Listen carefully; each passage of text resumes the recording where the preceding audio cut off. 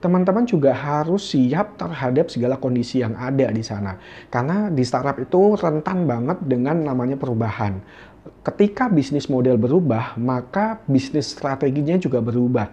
Nah, kadang-kadang juga diperlukan yang namanya restructuring gitu ya, perubahan struktur organisasi. Selamat datang di YouTube channel Suharyanto Putra. Channel khusus yang akan memberikan informasi dan inspirasi tentang dunia pendidikan, karir, pengembangan diri maupun kepemimpinan untuk generasi muda dimanapun kamu berada. Silakan like dan subscribe untuk mendapatkan update informasi terbaru dari saya.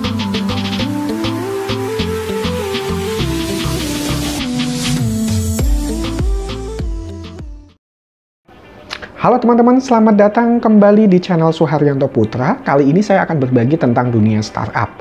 Kalau saya sebelumnya sudah berbagi tentang 7 karakter yang cocok banget kerja di startup. Nah, kali ini saya akan berbagi tentang 6 hal yang harus teman-teman ketahui sebelum teman-teman pindah kerja ke startup. Nah, dulu aku pernah kerja di corporate gitu ya, terus akhirnya di tahun 2018 saya shifting ke startup di mana culture-nya sangat-sangat berbeda banget.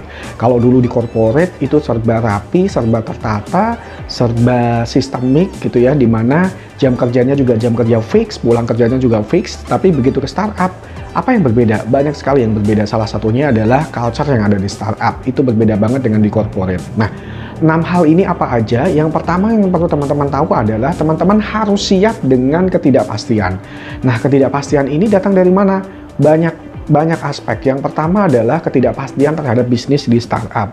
Karena kalau teman-teman join di sebuah startup yang masih baru banget gitu ya, masih iterasi, mencoba untuk membuktikan bisnis model, tentunya possibility untuk growing, possibility untuk terus majunya ada, tapi possibility untuk turun juga ada. Nah, ini PR kita ketika kita ada di startup, kita harus berusaha dan bersama-sama untuk mewujudkan bahwa startup yang kita lagi bangun atau startup di mana kita kerja harus bisa growing gitu ya.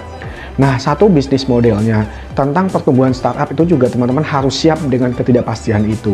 Nah, yang berikutnya adalah teman-teman juga harus siap terhadap segala kondisi yang ada di sana. Karena di startup itu rentan banget dengan namanya perubahan.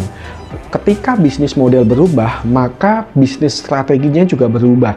Nah, kadang-kadang juga diperlukan yang namanya restructuring gitu ya, perubahan struktur organisasi. Perubahan peran dan tanggung jawabnya teman-teman. Nah, teman-teman harus siap dengan kondisi itu. Itu yang pertama.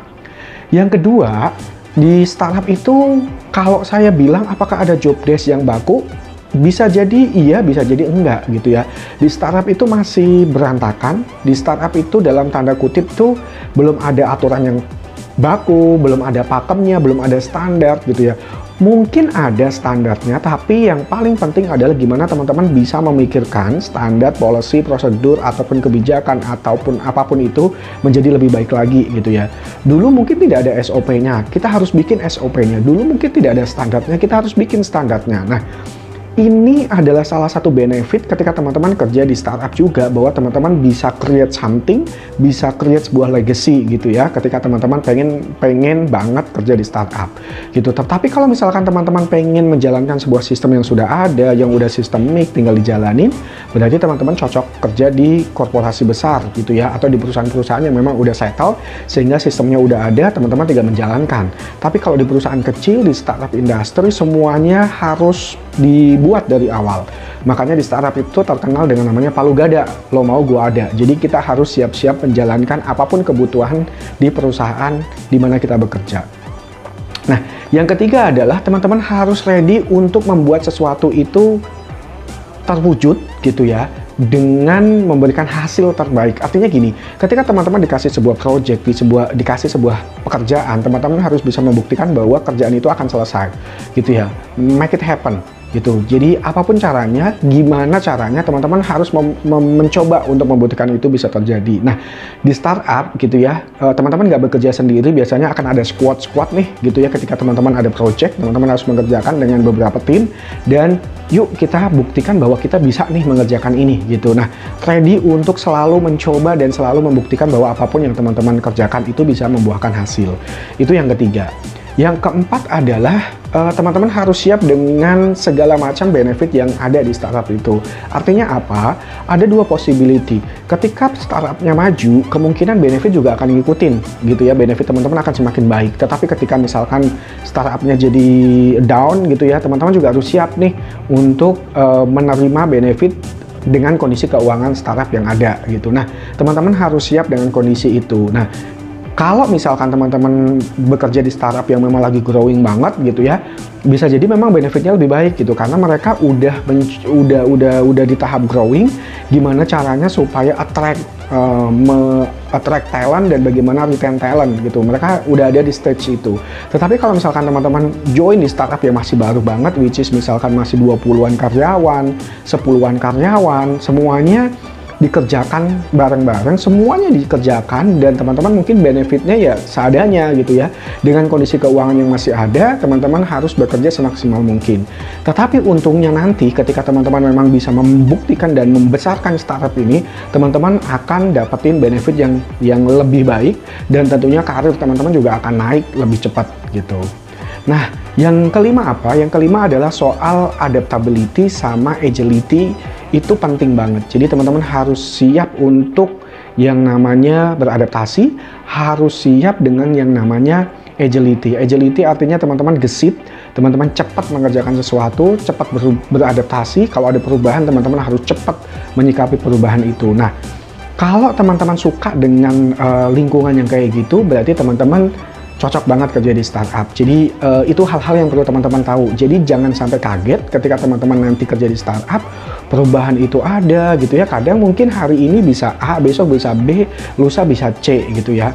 Teman-teman ternyata kita udah mengerjakan satu cara, ternyata nggak berhasil. Teman-teman harus mikirin gimana cara yang kedua dan seterusnya. Nah, ini juga penting banget yang harus teman-teman perhatiin gitu ya. Terus yang keenam apa? Yang keenam terakhir adalah di startup itu tidak ada birokrasi. Maksudnya birokrasi jenjangnya mungkin nggak akan setinggi atau seribet ketika teman-teman di korporasi besar gitu. Nah, di startup itu namanya masih kecil dan kadang-kadang usianya adalah masih muda-muda gitu. Mereka tidak melihat dari jabatannya, tapi yang dilihat adalah kinerja teman-teman, performance teman-teman. Jadi birokrasi itu bukan hal yang saklek gitu ya. Teman-teman bisa ngobrol sama CEO, teman-teman bisa ngobrol sama direktur, teman-teman bisa meeting bareng sama VP atau petinggi-petinggi di startup itu. Bahkan teman-teman bisa datang ke ruangannya untuk diskusi gitu ya. Ketika misalkan lagi tidak jam kerja, teman-teman bisa ngobrol dan bisa belajar langsung dari beliau-beliau semuanya. Nah, itu adalah beberapa hal yang perlu teman-teman ketahui sebelum teman-teman kerja di startup. Nah, semoga gitu ya, teman-teman yang ingin shifting ke startup, teman-teman udah siap gitu ya, sudah siap dengan segala hal gitu ya. Teman-teman sudah tahu semuanya dan teman-teman bisa menyikapi dan bisa sukses berkarir di dunia startup. Nah, thank you teman-teman, jangan lupa subscribe gitu ya, dan sampai ketemu lagi di video-video berikutnya. Sampai jumpa.